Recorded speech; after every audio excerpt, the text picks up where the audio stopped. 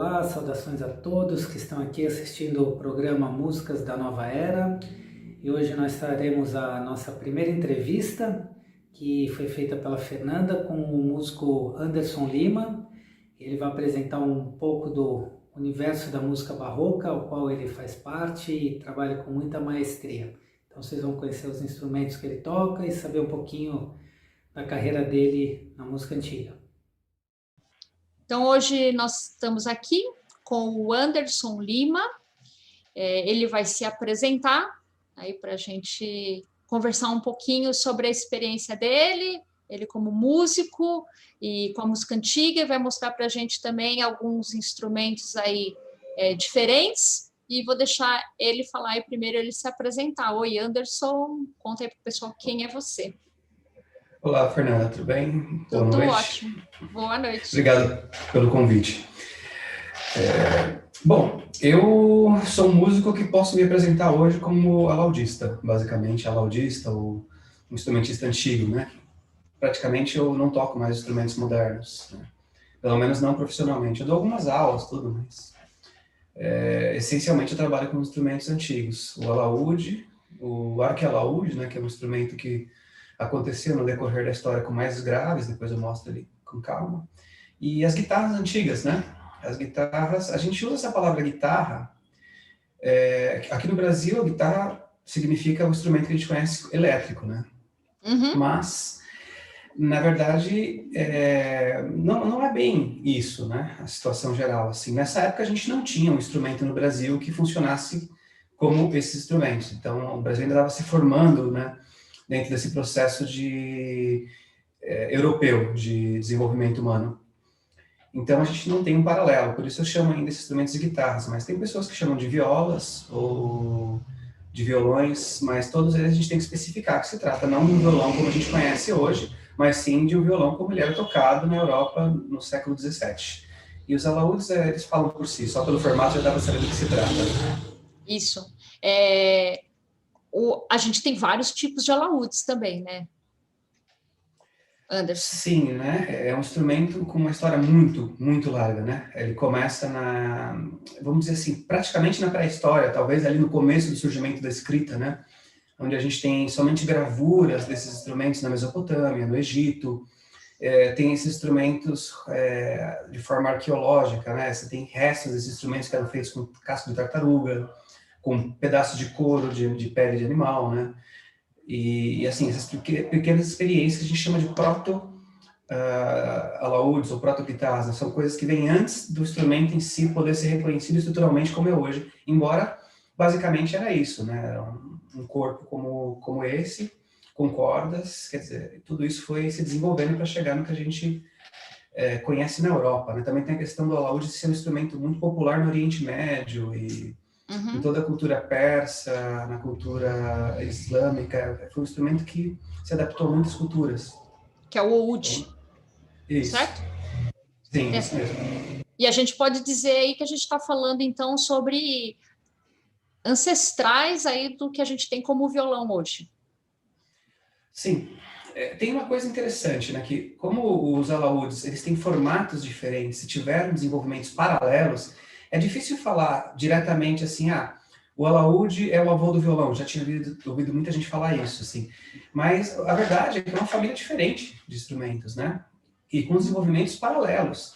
Então, quando a gente pega um instrumento como esse, assim, fica muito claro que se trata de um instrumento parecido com o violão moderno. Sim. E aí, quando a gente pega um alaúde, não é bem assim. Ele tem uma estrutura completamente diferente. Ele tem uma leveza, uma estrutura interna completamente diferente. Mas, de fato, o que acontece é que esses instrumentos, eles se coexistem. E cada um vai oferecer uma característica diferente que vai ajudar a formar o instrumento que prevaleceu, que foi o violão, que é o que a gente conhece hoje. Uhum. Então, foram várias coisas que vão se modificando no instrumento para a gente chegar a ter o instrumento que a gente tem hoje, que a gente chama de violão, né? Sim. Não é isso? Sim. Não é isso? Exato. Um pouco do desenvolvimento do alaúde entra no violão, em forma de como manusear o instrumento, como exercer a música instrumental, né, nas características deles. Então, tudo isso vai se mesclando. Não dá para falar também que é família diferente e não teve nenhuma interferência. Obviamente, teve muitas. E, Anderson, por que você quis estudar música antiga? Tocar instrumentos que a gente não tem aí todo dia, né? Que não toca na rádio, não aparece na televisão. Fala assim, como que surgiu isso? Fala assim, vou tocar um instrumento antigo, vou pesquisar música antiga. De onde veio esse gosto, esse interesse? Eu estudei na Escola Municipal de Música de São Paulo. E ali tinha um grupo de música antiga. E tem uma coisa que o violão popular tem, que eu acho que o violão clássico carece um pouco, né? Que o violão popular, você se enfia no meio da turma e vai tocando. Isso. E isso é maravilhoso, né? Isso é uma coisa assim que não tem preço, cara. Você tá tocando música, você tá vendo aquela coisa maravilhosa acontecer do seu lado, assim, na tua frente, você tá ouvindo você no meio daquela música maravilhosa, né? Eu imagino, assim, toquei poucas oportunidades, eu toquei choro, coisas assim, e é fantástico, você tá tocando uma obra de Pixinguinha, algo do Jacó do Bandolim e tal. Mas foi uma experiência que eu tive pouco. No violão clássico, a gente tem uma limitação, por causa da projeção que o violão tem.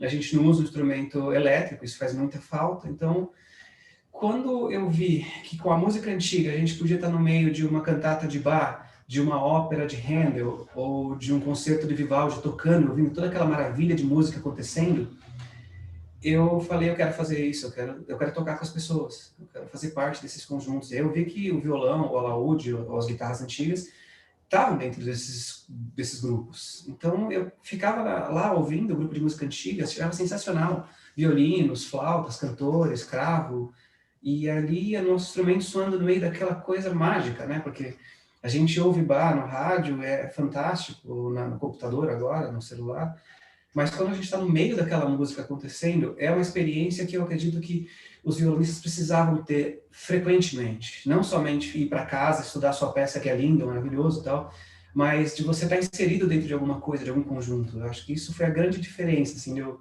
falar, eu quero fazer música antiga porque eu quero tocar uma cantata de Bach, eu quero tocar um concerto de Vivaldi, uma ópera de Handel, um oratório, alguma coisa assim. Não Você está em grupo, eu quero estar né? No meio. Sim. Violão clássico, você fica muito introspectivo, né? Você fica muito muito isolado, né? E aquele concerto no palco você sozinho, é muitas horas estudando, né? No fim, a gente descobre que você precisa da mesma dedicação para fazer música de câmara, mas não importa. O começo te incentiva um pouco, você tá no meio das pessoas. De fato, tem algumas coisas que não te exigem tanto tecnicamente ou musicalmente, mas você começa a vivenciar aquilo. O melhor que esses compositores fizeram nessas grandes músicas, assim, para conjuntos grandes, você começa a vivenciar, ouvir como é que funciona a harmonia. E aí, quando você volta para a peça solo, você volta com outra bagagem. Você volta com uma bagagem de quem entende como que aquele estilo acontecia antes de você colocar todas aquelas notas nas tuas duas mãos, que é algo muito limitado, né? Uhum. E aí você estudou, então, na escola municipal, você teve essa oportunidade de conhecer a música antiga, de querer isso, de querer estudar, e aí você foi buscando onde você encontrou instrumentos, fazer instrumentos aqui no Brasil, você teve que ir para fora, como foi? Escolher os instrumentos, fazer os instrumentos, buscar estudo, professores... É tudo muito louco, né, essa coisa da música antiga, porque é um universo à parte do que a gente conhece como música clássica. Não tem muito a ver. Então eu fui fazer uma aula na escola municipal com um quarteto de violões da Espanha, que eu, infelizmente, não lembro o nome deles. Mas era muito legal, eram bons instrumentistas, violonistas todos, né? E um deles, eu fui tocar a música de Weiss, né, que era um contemporâneo de Bach, inclusive conhecido de Bach, só que é laudista, um grande músico, Weiss. E eu fiz a transcrição no violão, que era o que eu podia fazer na época, eu tinha um violão. E o cara olhou para mim assim e falou, por que você não lê isso direto das fontes originais, que eram tablaturas? Eu olhei para ele e falei, hã? Tabla quê? Como assim? Tem as fontes originais de Weiss? Ele falou, tem. Isso aqui está disponível na internet. Ele me passou os sites e tal. E falou, por que você não toca isso no alaúde? Então, aquela pessoa colocou a sementinha, assim, sabe? De que, então tem isso. Aí depois eu tive contato com o professor da mesma escola, né? E ele dava aula desses instrumentos, então eu descobri que a gente, é como violão clássico, você não tem bons violões, você não encontra em geral nas lojas, assim, em geral você tem que mandar fazer, tem que encomendar, os luthiers fazem instrumentos, né? E era a mesma coisa, tinha 2 construtores de instrumentos aqui no Brasil, naquela época, assim, 2 bons, de bom nível, assim, acho que até tinha mais que isso, mas aqui a gente não tinha muito contato. Então logo encomendei um alaúde e uma guitarra, assim, muito caro os 2. De tamanho era a minha empolgação com esse universo, né? Uhum. E comecei a estudar, comecei a ter aula no municipal mesmo, depois eu fui para a IMESP, né? E aí eu fui tendo aula nos festivais que tem com professores de fora do Brasil, a Oficina de Música de Curitiba, o antigo... Agora ainda tem, né? O Juiz de Fora voltou a ter. E aí eu fui vendo que, bom, é legal, a gente tem um ambiente que está se desenvolvendo muito aqui no Brasil, mas que a gente ainda tem nossas limitações, até a questão da prática da música. Eu acho que aqui no Brasil é diferente, né? Então, eu tive a oportunidade de estudar fora, na Argentina, e fiquei 3 anos estudando na Argentina, no Conservatório Manuel de Falla, em Buenos Aires. Fui um tempo para a Espanha, estive em Sevilha e Málaga, inclusive essa guitarra eu trouxe de lá. E foi fantástico, assim, ver que o quanto a prática musical interfere na formação musical. Eu acho que o Brasil tem tudo, tem bons professores, tem boas escolas. O que a gente não tem ainda é uma prática musical frequente que ofereça essa possibilidade de crescimento com esse intercâmbio prático com os outros músicos. Não é só você ter aula e ir para casa estudar. É você ir para um concerto, ver o cara tocando tudo aquilo do teu lado, assim, e de repente você toca também, e aí você vai vendo que você melhora, você está melhorando, porque você está conhecendo. Então, falta um pouco no Brasil essa coisa da prática diária, igual comer. Se você fica 3 dias sem comer, o que você comeu 3 dias atrás já não te alimenta mais. Mas então, será você precisa de que alimento frequente. essa prática também não falta porque também há poucos músicos, ou esses músicos não se encontram mesmo, não condividem aí?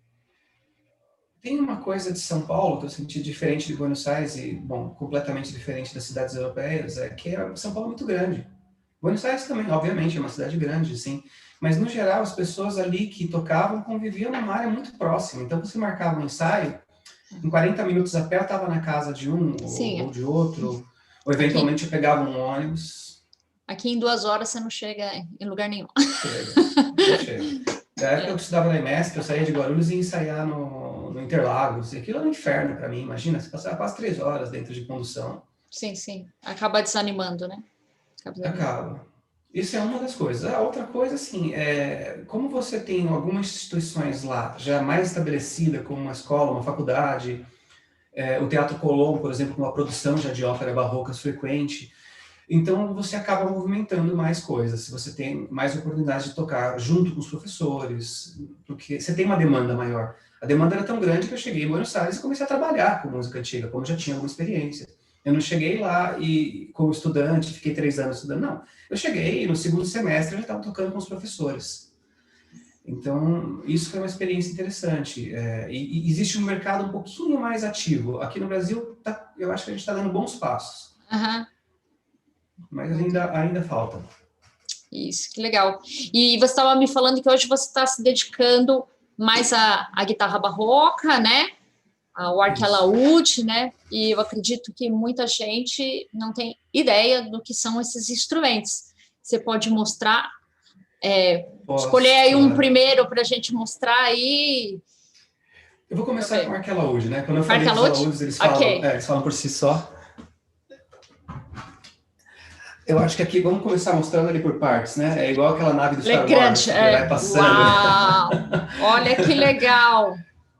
E o legal é esse fundo, né? Esse fundo é característico das famílias dos alaúdes, né? Que eu falei que no começo você usava um casco de tartaruga e um couro aqui na frente, né? E aí você colocava as cordas e você tinha um instrumento de cordas que era muito parecido com isso aqui, há 3, 4 mil anos atrás. Né? Talvez até mais. O fato é que esses tipos de instrumentos eram delicados, é muito difícil que eles resistam ao tempo, né? Então a gente vê às vezes gravura num templo, coisas assim, mas é possível que esses instrumentos até fossem tocados há muito mais tempo que isso. E aí, bom, esse instrumento ele chega na Europa, com os muçulmanos, quando eles invadem a Península Ibérica. Logicamente, ele chega com as características que eram comuns no mundo islâmico, no mundo muçulmano. E aí, aos poucos, ele vai se ocidentalizando, né? Ele ganha trastes, que o instrumento o oud não tem trastes. Ele era tocado com plectro, aos poucos sai o plectro entre a mão mesmo, né? E aí ele vai adquirindo cordas. Então ele chega ali com 5 cordas, 4 ou 5 cordas, e vai terminar nisso aqui, que são 14 cordas em algumas duplas. Então a gente chama de 14 ordens, para não ter que ficar falando 14 cordas, sei lá, 5 cordas duplas, 6 cordas duplas e 14 ordens. Algumas são duplas, outras são simples. Para afinar não é brincadeira, hein? Olha, agora que o tempo está começando a ficar louco, assim, você tem 3 climas durante o dia, foi complicado. Eu afinei pela manhã, fui tocar de tarde, já estava completamente desafinado. E leva tempo. O que é mais chato é afinar esse cravelhame aqui, né? Porque você dá para ver que meu braço não alcança. Sim. Então tem que tirar o instrumento e afinar ele sem estar com o instrumento aqui, o que é completamente impensável para quem tocava violão. Seu braço alcança tudo, né? Sim, e aqui não é bem assim. E tem um maior ainda, né? O arco alaúde, ele tem dimensões assim grandes, tal, comparado com o violão comum, mas a teorba, ele é praticamente esse instrumento maior. Então ele chegava a 1,80 de comprimento, até mais em alguns casos assim, mas a gente não sabe o quanto esses instrumentos eram práticos, né? De fato, os músicos tocavam, os instrumentos eram ornamentais. Mas de fato tem instrumento com mais de 2 metros de comprimento. Uau, esse tem quanto? Esse aqui tem 1,60. 1,60 de comprimento. Ele tem de comprimento vibrante 40, mais depois da ponte ali, aqui é praticamente 1,50 e alguma coisa. Uau! Muito legal. Então, vamos ouvir aí o arco alaúde com o Anderson tocando.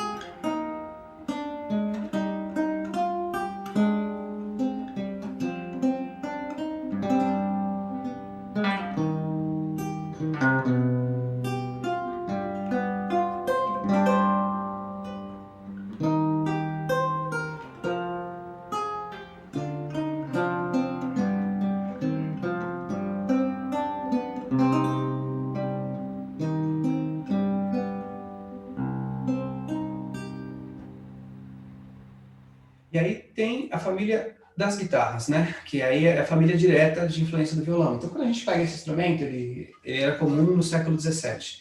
A partir de 1590, a gente já tem coisas falando desse instrumento. Com 5 cordas, ao invés de 6, como a gente toca hoje, e as cordas são duplas também, como no arco alaúde, exceção da primeira. No arco alaúde também, a primeira é sempre simples. E no caso dos baixos, o arco alaúde mantém simples, o alaúde francês ou barroco também, ele mantém duplos. Então, você tem vários, como você falou, tem vários tipos de alaúde. A guitarra é a mesma coisa. Então, esse aqui era o que chegou ali na época de Vivaldi, Bach, um pouco antes, era o instrumento que era tocado, era o violão que era tocado naquela época. Né? Da mesma forma, a gente tem exemplos na cultura persa desse tipo de instrumento, que tem essa característica aqui, né? Como se fosse uma cintura, um formato de um 8. Né? E tem um braço aqui e a cabeça onde vai amarrada as cordas. Então, essa característica já era comum há mais de 1000 anos. Então, não dá para falar que o violão veio do alaúde quando você tem um instrumento com essas características... Bem antes. Bem antes, há mais de 2000, talvez, mais de 2000 anos. Então, isso é fato, que essa aqui é a família direta do violão. Agora, quanto aquele instrumento influenciou esse a se tornar o violão que a gente conhece hoje, isso acho que é uma coisa que a gente pode aprender e discutir muito ainda. porque de fato houve intercâmbio entre esses dois instrumentos. Aí, esse aqui, quando ele chega no final do período barroco, a música barroca em si já não era tão executada, esse instrumento ainda sobrevive quase até o começo do século XIX. Só que aí acontece uma coisa, assim, ele ganha uma sexta corda. Isso não é novidade, porque o alaúde tinha 14, quer dizer, se ia pro grave não era nenhuma novidade. Mas, de alguma maneira, esse instrumento ganhando a sexta corda, ele começa a adaptar melhor a música que estava acontecendo ali, né, no final do classicismo e começo do romantismo. E aí você tem uma nova era em que o violão começa a surgir, o violão que a gente conhece, e ser bastante popular. Você tem compositores como Dionísio Aguado, Fernando Sor, depois, mais tarde, Francisco Tárrega, fazendo as transcrições dele. Também tem composições, mas enfim, talvez não tenha sido um compositor tão brilhante. E aí o Torres, no final do século XIX, constrói estruturalmente o que a gente vai chamar do nosso violão. E por dentro, esses dois instrumentos são completamente diferentes. Então, quando ele adquire aquela estrutura interna e a robustez que a gente conhece, aí ele passa a ser o violão que a gente conhece, o violão moderno. Que legal. Então, vamos deixar aí mais um vídeo com o Anderson agora tocando a guitarra barroca.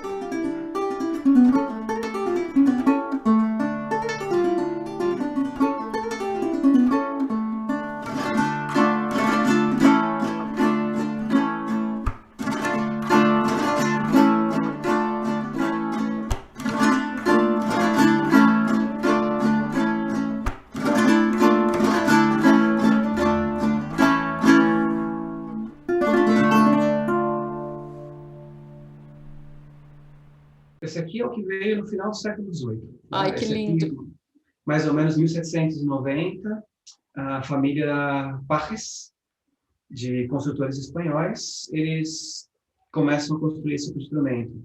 Na verdade, antes, né, em 1760, a gente já tem no sul da Espanha os jornais falando sobre guitarra de 6 ordens, que é esse tipo de instrumento aqui. Ele vem com cordas duplas, a primeira sempre sozinha, mas nesse caso eu tenho espaço aqui, se eu quiser eu posso colocar a corda dupla, mas os livros antigos dizem que era mais comum que se tocasse com a primeira corda simples também. E, bom, aí o que acontece? Esse instrumento, ele surge numa época, 1760, em que a música barroca ainda acontecia na Espanha. Então, Uhum. as primeiras obras dele vêm em estilo barroco tardio. A gente tem aquele estilo que a gente vai falando para músicos, eles vão entender um pouco que quando a gente ouve uma sonata do período barroco, ela não tem nada a ver com a sonata que a gente vai ouvir de Beethoven, embora tenha o mesmo nome.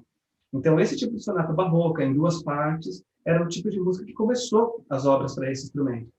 Até que, aos poucos, isso vai mudando para a melodia acompanhada, que a gente vai conhecer no classicismo. E aí, no decorrer do século XIX, esse instrumento perde os pares agudos. Aqui a gente tem sempre uma corda grave e uma corda aguda. Depois ele começa a ser tocado com duas cordas graves, ao invés de uma grave e uma aguda, e aos poucos ele perde, já que não fazia sentido. Era melhor reforçar o instrumento para que ele tivesse mais resistência e mais projeção, do que manter dois pares de cordas que, se você tocasse muito forte, eles iam se chocar e fazer um barulho incômodo, distorcido. Uhum. Então, aí esse instrumento perde os pares de corda e aí vira uma coisa muito parecida já com o violão que a gente vai conhecer. Que legal.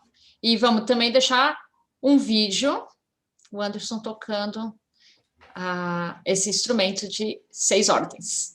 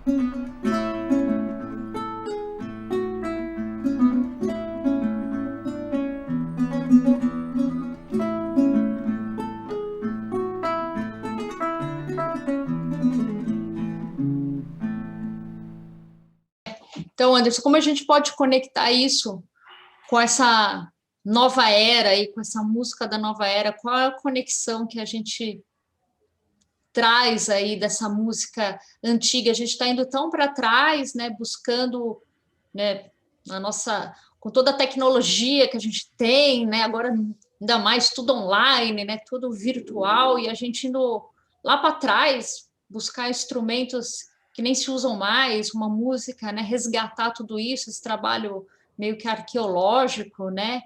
Qual é a conexão de tudo isso, né, que você consegue ver aí? A primeira coisa é que não é a primeira vez que isso acontece, né? No período barroco mesmo, no final do Renascimento, as pessoas voltam a observar a cultura clássica, grega e romana. E isso faz com que uma música nova aconteça, né? Eles olharam para o passado e acabaram direcionando o futuro de uma outra forma, né? Porque Sim. eles não conseguiram refazer a música grega, isso é óbvio. Mas eles conseguiram fazer surgir a ópera, que era uma maneira de contar a história sensacional, que até hoje ainda existe, né? E que mudou tudo. Então não é a primeira vez que a gente faz isso, de olhar para o passado em busca do que vai vir no futuro.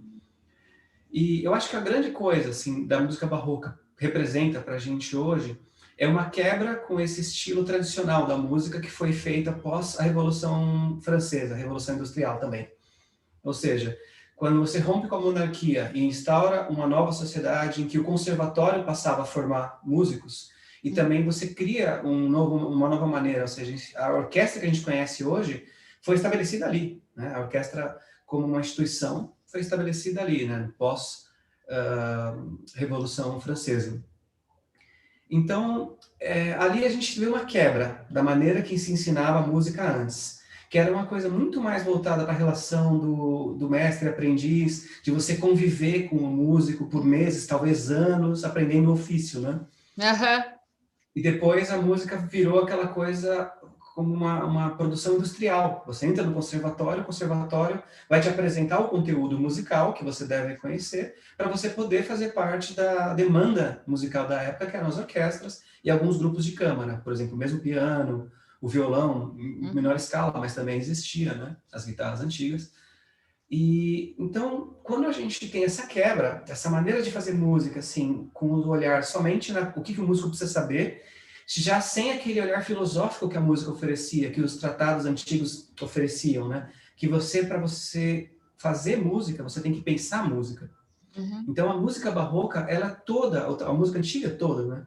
Ela toda pensada assim, em que o músico que é prático também é o músico que compõe, também é o músico que interage com o material musical. E a música clássica, aos poucos, foi perdendo isso. Mesmo tendo em Liszt, em Paganini, grandes improvisadores, isso foi uma coisa que, no século XX para XXI, foi diminuindo um pouco. Uhum.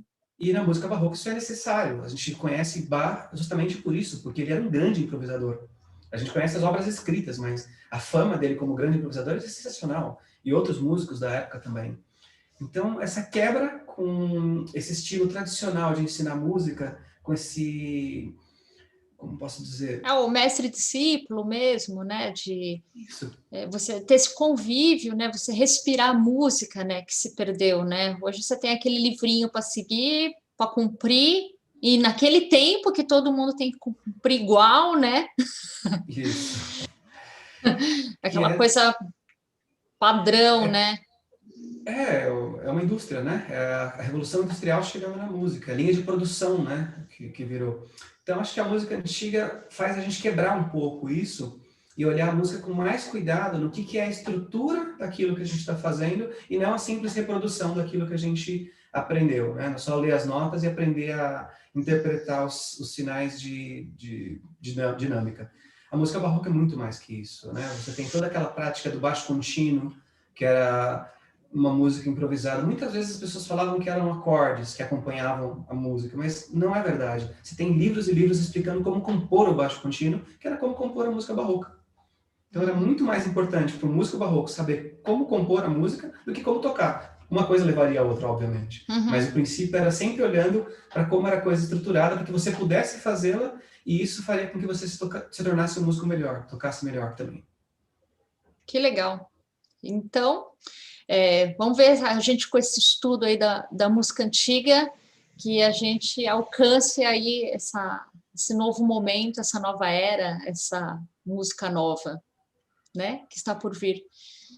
Sim. Anderson. Eu acho que o fundamental seria isso, né? Que essa música transformasse a nossa maneira de ver a música nos dias atuais, que fizessem que as pessoas ouvissem mais a música que está sendo produzida naquele momento, né? Que isso inspire muito mais do que necessariamente faça que as pessoas copiem. Uhum. Anderson, muito legal conversar com você. A gente vai ter que fazer outros programas contigo, porque se você tem mais instrumentos para nos mostrar, mais coisas para nos falar sobre a música barroca, mas o nosso tempo é curtíssimo, né? Eu agradeço muito a sua disponibilidade em estar falando com a gente e vamos ver se a gente combina uma próxima e espero que o pessoal tenha curtido aí conhecer esses instrumentos e um pouco da sua experiência. Muito obrigada. Eu que agradeço o convite e, assim, é só chamar que eu vou com toda certeza, assim, eu participo com muita felicidade. Então tá, obrigada, até o próximo. Boa noite.